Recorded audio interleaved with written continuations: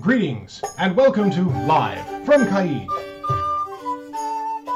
Tonight's special guest is the Kingdom of Caid's DEI officer, Her Excellency Portia Olivier la fourniere, and featuring a live performance by Mesterno Tyzes, Sofia called Zsof from the Kingdom of the Midrealm. Me, I'm your announcer, Master Bjorn of the Northern Sea. And here's your host, Master Laertes McBride.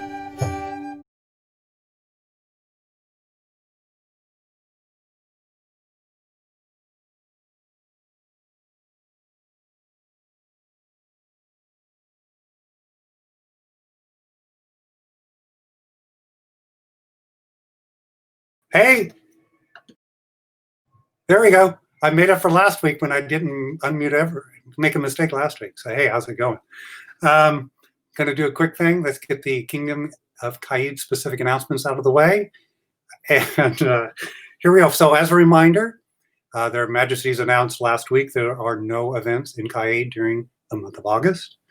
When they have the next Royal Thursday in August, they will make an announcement on how it looks for September. So at this time, the Kingdom is doing virtual only events through the end of August. A reminder, on July 25th, the Barony of Drybergen and the Barony of Starkhaven have gotten together to host the virtual Summer Arts in Collegium of the Desert.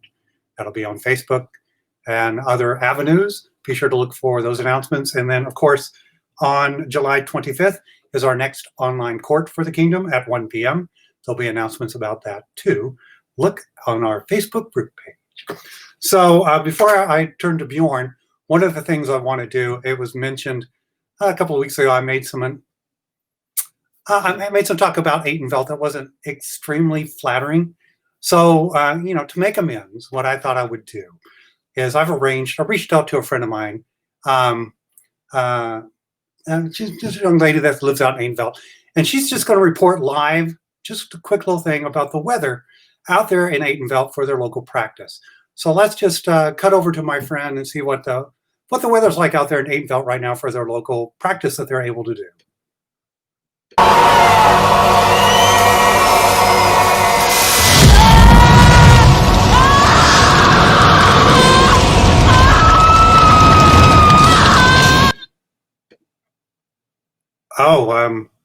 I think we have some technical difficulties there. Well, you know what? Let's just bring Bjorn in and see what's going on with Bjorn. Hey, Bjorn, hold on. Not yet. Hi, Bjorn. Hi. How's it going? I'm doing better than they are in Atenveld, I guess. Oh, what day isn't that true? Okay. Wow. So how are you, my friend? I've been doing a lot of online teaching lately, in particular recipes, mostly culinary things. It's been a lot of fun. You would have thought that folks would have figured out bread and other stuff by now during quarantine, but I think the last of the holdouts are finally breaking down and wanting to know about gluten and why it isn't really that harmful for most of us. Yeah, I mean, most people have just been loafing around there this whole time. You should have known. I mean, that one was too easy. I did open that oven door. Yes. Yeah. Anyway, so do you have some websites you want to talk about for arts and sciences this week? I do. And in honor of our DEI officer, two of the ones that I wanted to talk about in particular are first, the Humanity Archive. Now, the Humanity Archive is a really neat sort of umbrella website that is run by Jermaine Fowler, who is a public speaker and an educator. This sort of talks about how various aspects of history might have been taught through various prisms, through the lens of culture, through the lens of what did a medieval person think of this thing happening as opposed to us looking at it for now. And I'm really, really fond of it. I think it's a fun website to look through. The Humanity Archive has both written articles and with lots of really great imagery, and it also has a podcast. two of the things that I enjoy that I recommend for this upcoming, if you want to take a look at the Humanity Archive, is podcast number 9 is called Sundiata, and it is an epic of the Mali Empire. And this talks about Sundiata, who was a 13th century West African ruler, and how he grew up. Like, he started out as almost, they thought of him as a crippled person, and then he rose to become one of the great medieval leaders of Africa. It's a fantastic podcast. I heartily recommend you get a chance to listen to it. One of the articles that they published recently was the title is 8 Stunning Images of Black People in Medieval Europe. And it is a series of beautiful representations done by Flemish masters, done by Illumination, and representations of people of color throughout the Middle Ages. It is truly a beautiful article. I recommend it heartily, and it also has a lot of other resources for you to go towards. The second thing I wanted you to look at, there was a group of grad students from the University of Cambridge who started a blog some time ago, and it kind of blossomed into the website doinghistoryinpublic.org. I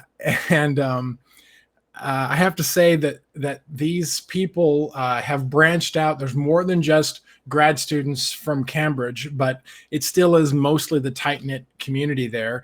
And they use social media, they use interactive websites, and also for them primarily, because they are grad students, it's an avenue for them to publish. So it's an online publishing resource for them to get out cuts of their thesis and things for us as the populace, as the public, to look at and see perhaps maybe facets of history that we've not looked at before. Because one of the things about a graduate thesis is usually trying to figure out something that has maybe been looked at, but not from that perspective, or through a different facet of some aspect of history.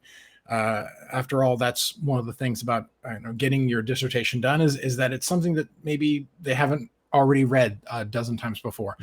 One of the articles that I thought was rather in keeping with having our DEI officer on, and also we just missed Pride Month, is the article, and I quote, "In their reckless lust, they forget their sex," end quote.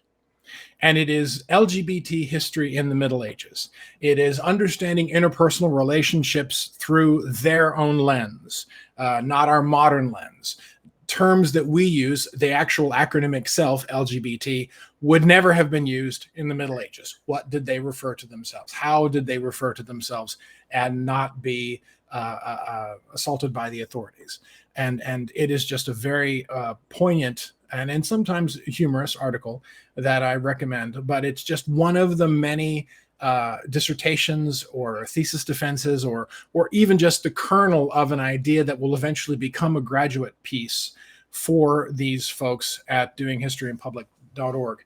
But those are my two websites, and I think they may look at history in ways that we don't generally look at them from our usual perspectives. That's fascinating. That's such a good find. I have to say that at first, someone clued me in, someone who I knew that had graduated from Cambridge quite some time ago, and they said, "Hey, you got to see what these kids are doing." And I keep forgetting that at my age now, that means like people in their 30s. And so I said, "Okay, what is it?" And then they showed me the website. I was like, I have to read more of this. And there's really, really funny stuff. Now, both of the websites deal with things post our period. So they're dealing with, everything from Reconstruction or English Civil War up until everything to the modern age. So you won't just be able to open anything and look at something that pertains with SCA history. But if you're a history buff, as many of us are, all of the articles, I think, will be something you'd find interesting. Awesome. So thank you for that. Now let's get to our first guest for this evening. Who's our first guest?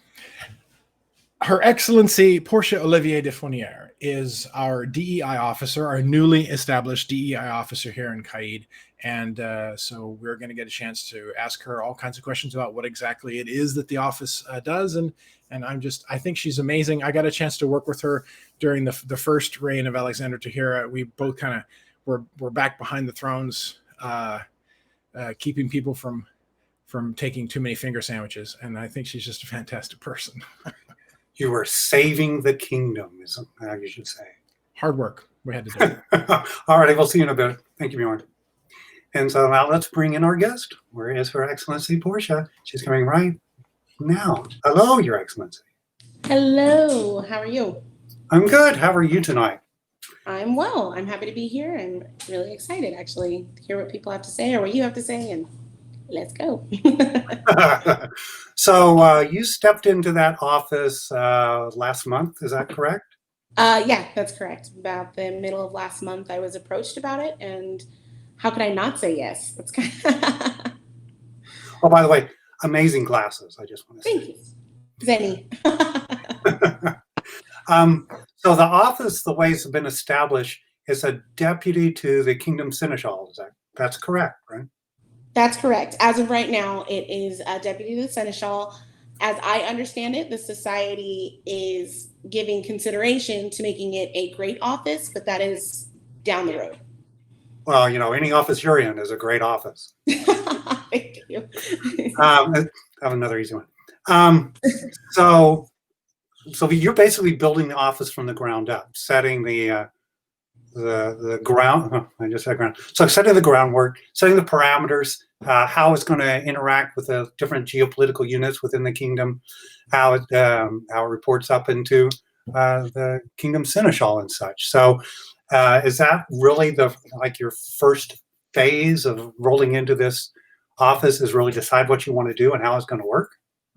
Yeah, absolutely. You're spot on. So it's right now we're working with, and I say we because this is a kingdom-wide venture, but we're working with the society officer to figure out what the mandate needs to be in order to fulfill this office completely. I have to warn people that I think the biggest thing and the biggest notion that some people had is that it's kind of the office of witch hunting, and it's absolutely not.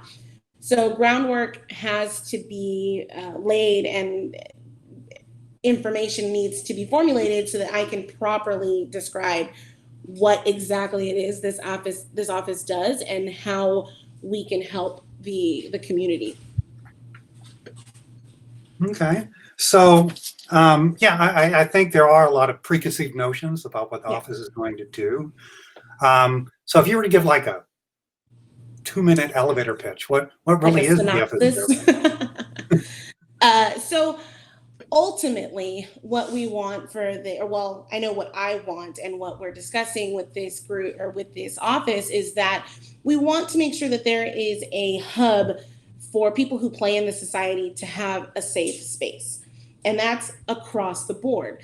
I am not the officer who is going to hunt out only racism. I am not the officer that's going to hunt out all the ADA problems.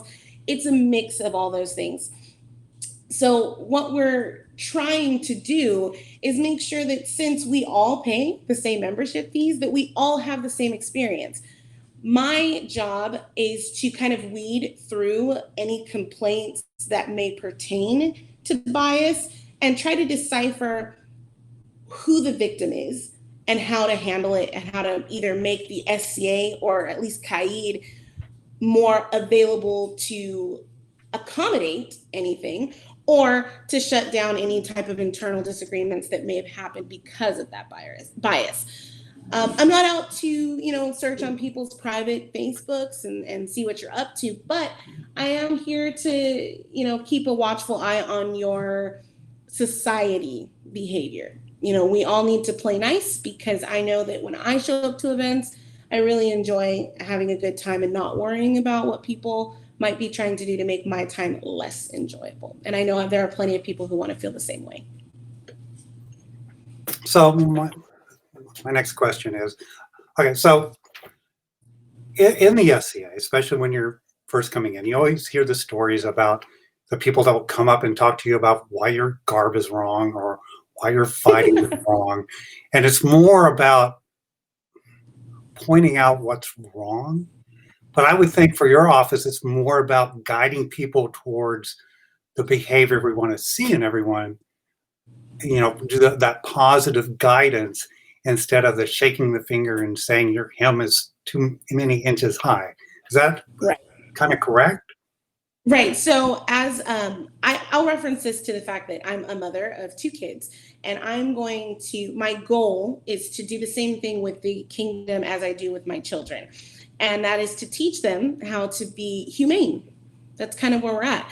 To provide a I don't know how to say it, a list of things or some type of pool of information that people can pull from to understand that this is what we like to see. These are the behaviors that we like people to follow. I'm not going to come up to you and shake my finger unless I have to. And I think that's the job of any mom, parent, if you will. If you, I want to use this term very loosely, but break a rule, then of course there's going to be some type of consequence or reprimand, but you shouldn't be met with that.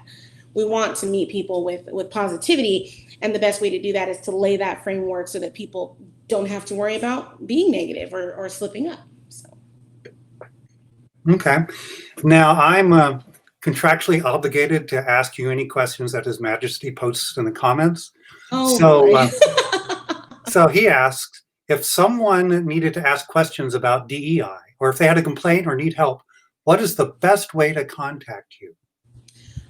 My preferred method is via email. I check my email pretty religiously daily. So it's dei@sea-caid.org. I am able to be reached on Facebook. It's under my mundane name with my SEA name as a nickname, but I'm happy to answer questions there as well. Just please forgive me, because on Facebook, if you message me and we aren't friends, then I have to kind of go through finding the messages. So if you want to make sure that your message gets to me, definitely via email. Okay. So are you going to encourage a structure where there are similar officers at the baronial or shire level, or how's that going to work? Or do you have a plan yet? That plan is currently tabled. So we really want to make sure that the office as a whole, the premier position, gets its pants on straight, So as soon as we have that figured out, we're going to start kind of trickling down the information to the baronies. Currently, the way it's being handled is that baronies should be teaching classes, holding symposiums, doing roundtable discussions to disperse this information that's coming down, but we're not putting in place baronial offices currently. That's going to be kind of at a later date. It's one of those, you don't want too many cooks in the kitchen right now, because we're trying to write the recipe. Oh, Bjorn's going to react to that analogy. And then another question from the viewers is, from a kingdom level, are you going to be looking to establish deputies reporting to you, not that aren't attached to an area, but just someone to help you on different projects? So in due time, absolutely. I love volunteers.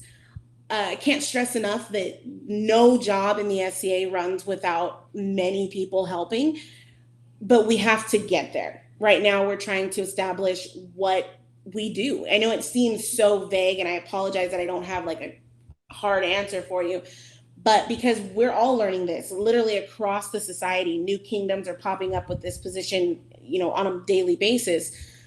I can't task someone to do a job that I don't have a description for.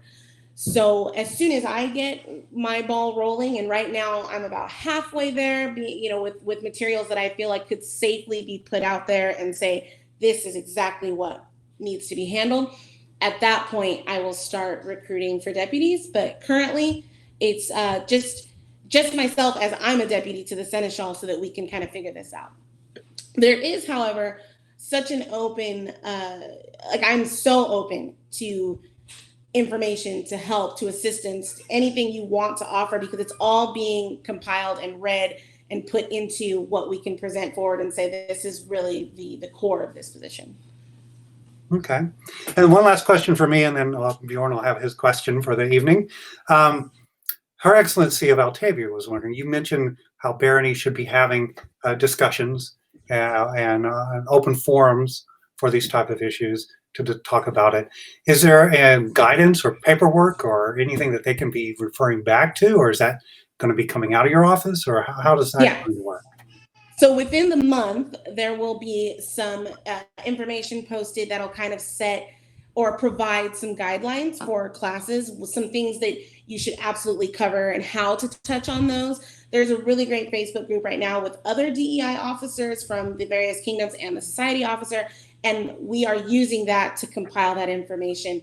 There are several groups in Caid who've already started to do that, and I know at their collegiums they had a few classes as well, and they've provided me very openly with all their information. So once I can weed through it and create a bullet pointed version of that with some bright lines, then I will put those out so that the community can grab them whenever they please and kind of start teaching their own classes and getting the ball rolling. Okay, so we should be on the lookout for that, and you'll make announcements on the Kingdom Facebook group. Absolutely, yeah.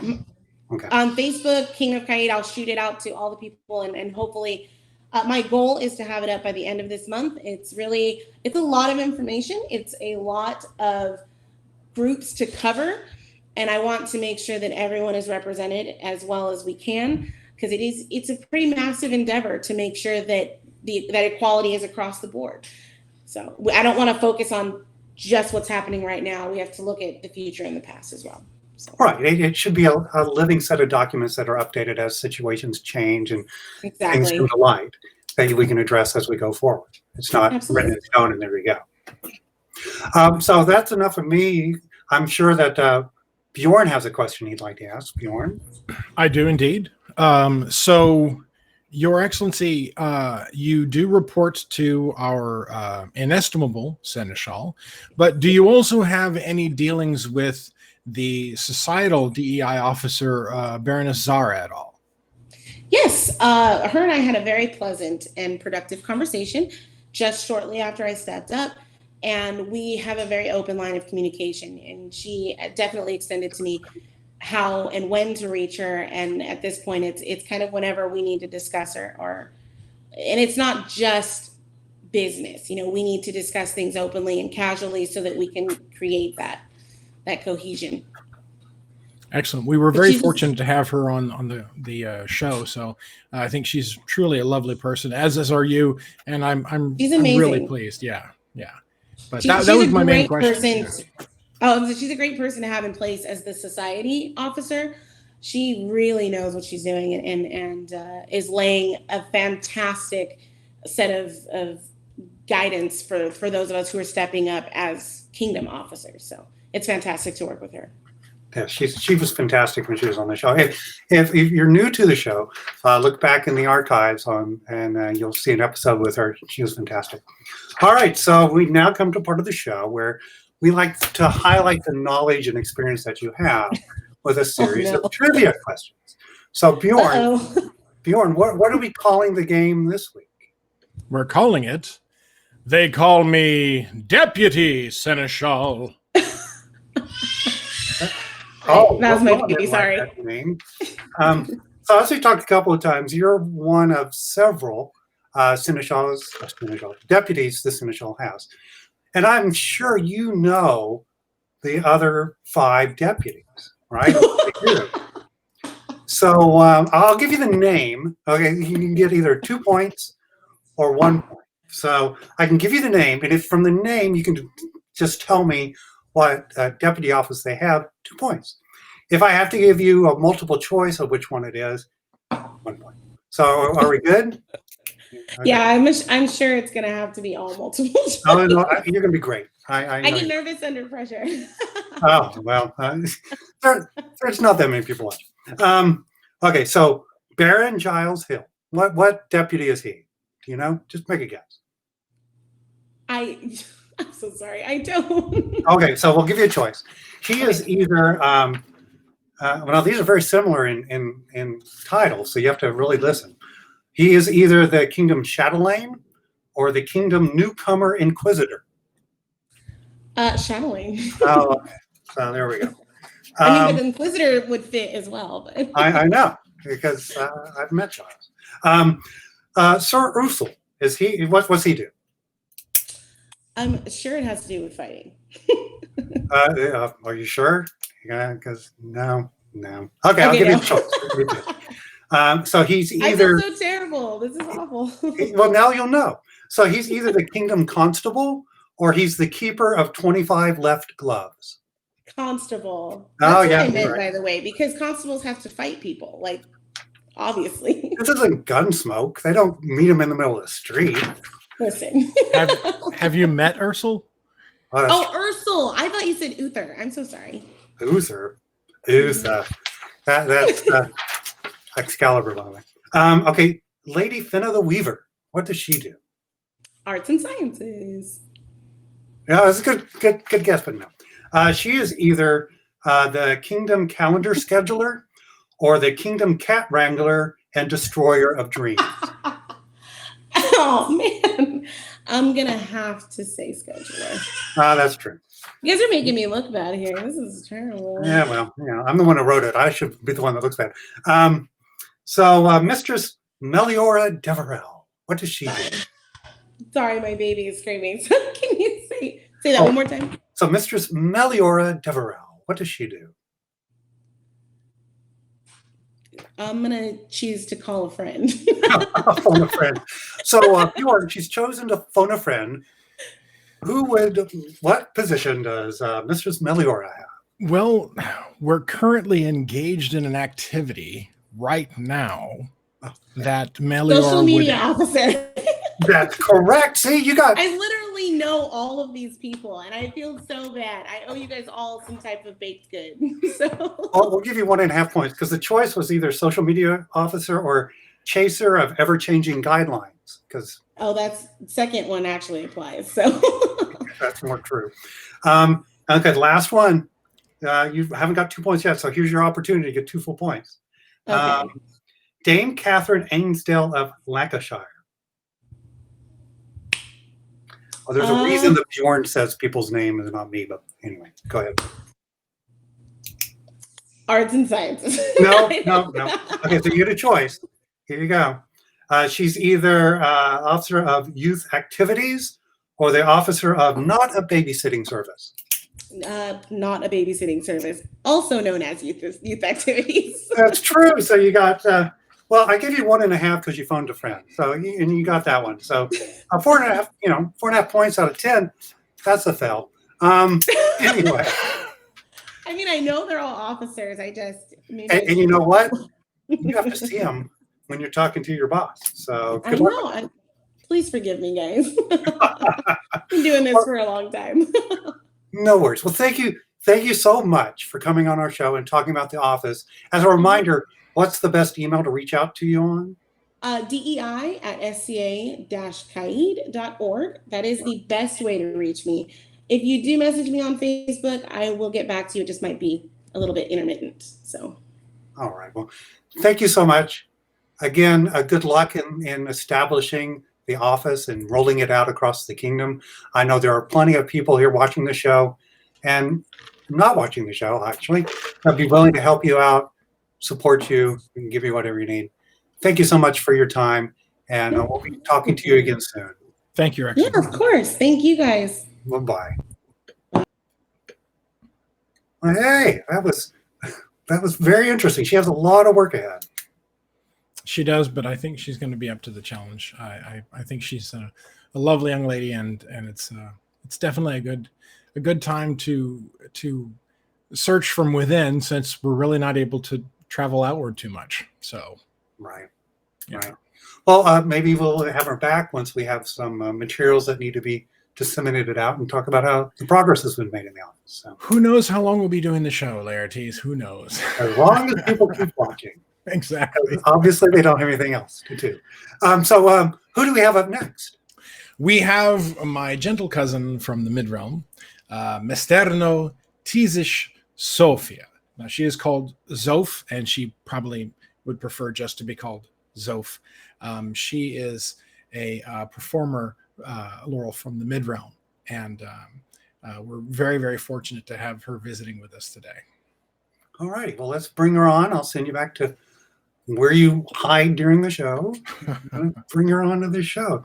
And here she comes. Hello. I don't have you muted. This isn't me. You're muted on your side. See, that wasn't me that time. Ah, we'll give her a moment. Still, no, not yet. Let's see. So Bjorn. Bjorn.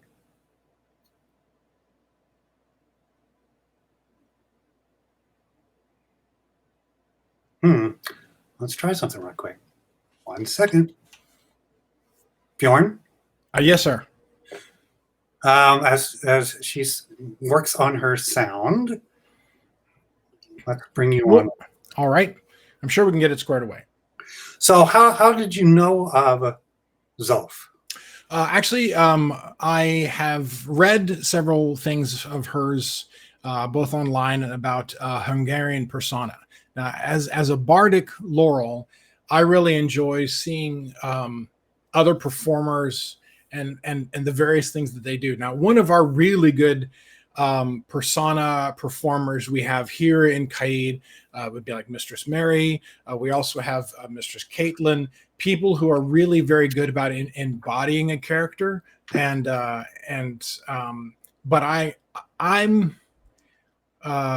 I don't have that gift. I can act, I can do those kinds of things, but people who really absorb a character and become that person, I'm very fascinated with their ability. And Zsof is one of those people that does like Hungarian persona work, and so I've always enjoyed reading about or watching other performers like that. In addition, a mutual friend out there had suggested that I reach out to Zsof to come and do the show, because since we're trying to also here in Caid get a chance for people to hear performers from other regions that they might not otherwise go to. You know, when we're doing Great Western War, we do occasionally have folks from out of kingdom. When we go to Estrella, or for those of us that go to Penzik, we get a chance to see other performers. But as often as not, especially because Penzik is as big as it is, you might miss that opportunity. And not all of us go to Gulf Wars, where there's the Green Dragon Inn. Not all of us go to War of the Lilies, where a lot of folks from Midrealm or Callantyr is very well known for having like the Callan songbook and such, where there's an identity, a kingdom identity for performers. So the neat thing about being able to reach out to other performers for our show is we're getting a chance to let people in Caid see performers elsewhere. And so it's been really fascinating. Now, I will say that especially next week and the following week, we're branching out, and then probably in August we're going to have some more Caid folks again, because who knows how long we're going to be undergoing this quarantine.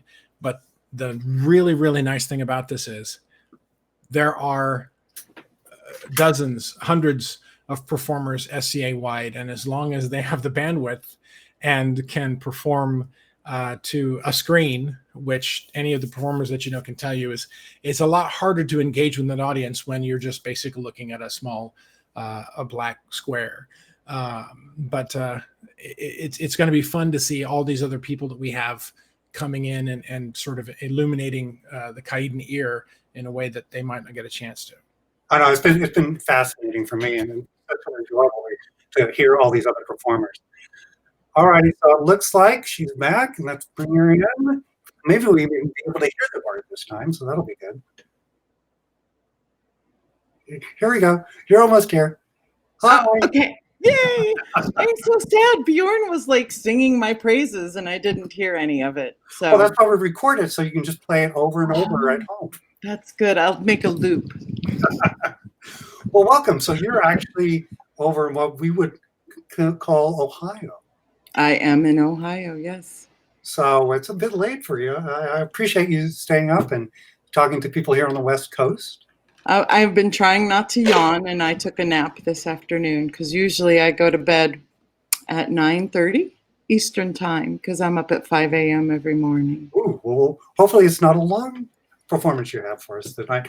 Just a quick thing. So how long have you been in the SCA? If Penzik was happening this year, this would have been my 27th Penzik.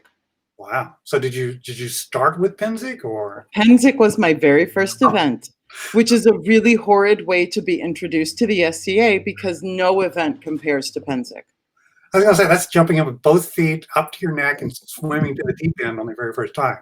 So Yes. that's fantastic. So you've always lived in the Midrealm? No. I was born in New York. I'm from Long Island. And then we moved to Ohio when I was 10. And then I joined the SCA in 93. And in 94, I moved to the East Kingdom. And I lived there for 4 years. And then back to Ohio. Okay. And have you always been, the main focus been in the Bardic arts or what? No, not at all. I actually was a professional actress when I joined the SCA, and I got pregnant as a single mom, and I wanted to find a way to still do theater and be a responsible adult, because you really can't be a single mom with a kid and be an actor. So I founded the Known World Players, which is a theater troupe that performs at Penzik every year. And I sort of slid into doing the Bardic arts from there, because doing theater is really hard when you're limited by the people you have in your region. And I found that for me, storytelling, it's a monologue. So why not just tell monologues? That's awesome. So so you were able to take the talent and interest and transform it into something that works within the SCA and share it that way. Mm-hmm. That's fantastic. So what are you going to perform for us this evening? You know, you're going to kill me because I've got two stories that are boggling around in my mind. But I think there's a story I read once. I love to read the history of Hungary because I am Hungarian, and that's where most of my stories come from. And this man that I'm going to tell you about was a footnote, literally a footnote. And I think his story deserves a lot more than a footnote. All right. Well, thank you very much for coming on the show, and I believe the stage is now yours. Thank you. In the time of Bela IV, king of the Magyar people, word came the Mongols were coming over the Carpathian mountains. King Bela sent the bloodied sword to his barons to call them to arms, but they were so busy squabbling none responded. King Bela wrote to the emperor and the pope pleading for aid, but all he received were missives stating they would pray for his and his people's souls. King Bela knew they would stand alone. Much sooner than anyone expected, the Mongols came over the mountains and began attacking Magyar homesteads. What you must understand about the Mongols is they believe in total warfare. They destroy everyone and everything in their path. Entire villages will sooner commit mass suicide rather than fall into their hands. King Bela raised an army of 65,000 men and horses, and they rode to the field of Mohi to prepare for the impending battle. The Mongols had two goals with their invasion of Hungary. The first was the complete annihilation of the Magyar people. The second was King Bela's head on a stake. Battle was joined that cold and misty morning, and the Magyar were no match for the Mongols. Time and time again, they would attack only to be repulsed with heavy losses. And finally, King Bela knew they could not win. So he called his generals to him to plan the retreat. Now, as the generals, they immediately began arguing with each other over whose plan was the best. All they cared about was their own skin. But one man sat silent. Danish Thomas, His Majesty's paladin.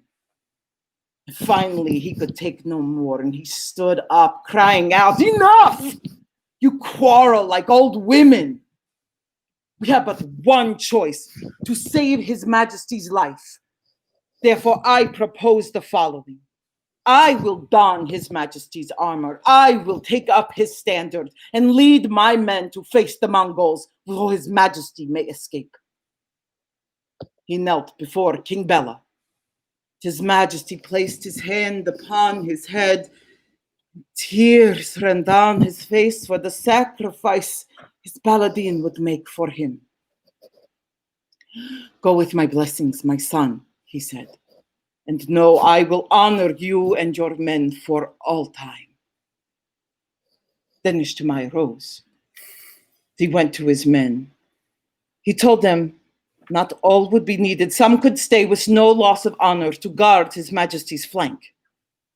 But then Ishtamai's heart swelled with pride, for none of his men would turn aside from this suicide mission. They went to the priests to receive the final rites, and then Ishtamai donned his Majesty's battle armor, took up his standard, and led his men to face the Mongol horde. Now perhaps, my friends, you are thinking this story will have a happy ending, yes? Nem, we are Magyar. Ishtamai and his men were slaughtered to the man. But loud were the cries of the Mongol prince Batu when he realized he had not slain King Bela, but his paladin, Ishtamai. King Bela escaped, crossed the Danube, and returned a year later to lead our people into the second golden age. And until he drew his final breath, he gave thanks to the Lord for Ishtamai, his men, and their sacrifice. So my friends, I ask of you, when your king calls you to battle, what will you sacrifice for your king and your kingdom?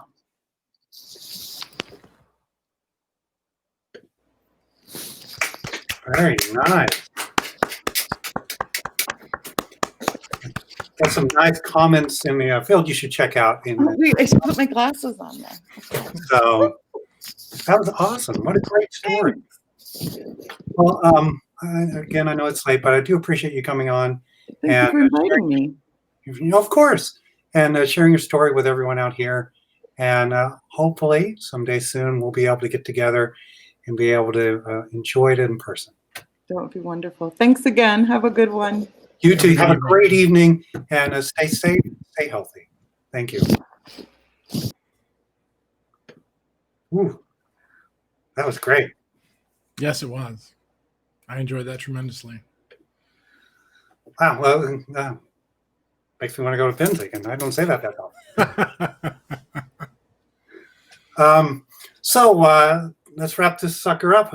Let's talk about who we have for next week. So next week, for the interview part, as I said last week, if you don't think we have enough drinking and cussing on our show, we've decided to take care of that, and we have the host of Between Two Peers, right? Yes, we do. So Duchess Helga and Mistress Thule will be coming in. I'm not entirely certain if they will be as them or as the alter egos of Sir Danger Muppet and Mistress Sassy Seamstress. I'm not sure who's showing up, but I regardless, it's going to be a fun time. Yeah, and then who do we have for a performance next week? One of my absolute dearest friends in the SCA, Mistress Katla Loki's daughter, who is a bard of the West. She is an amazing performer. She does everything. And she is a fantastic person, a true servant and artisan of the society, and just a great friend. And I think it's almost like we're basically, forgive my we're already starting early, forgive my bad language, but we're having basically a badass Women of the West event coming in this next week, because all three of them are truly formidable people, and the West is very lucky to have them. Well, sounds like a great show. I guess I should come for it next week. Yeah, probably. Yeah. Well, again, Bjorn, thank you so much for this week. It's good to see you, my friend. Good And thank you to everyone else. Stay safe. And again, join us next week when once again, we'll be live from Caid. We'll see you then.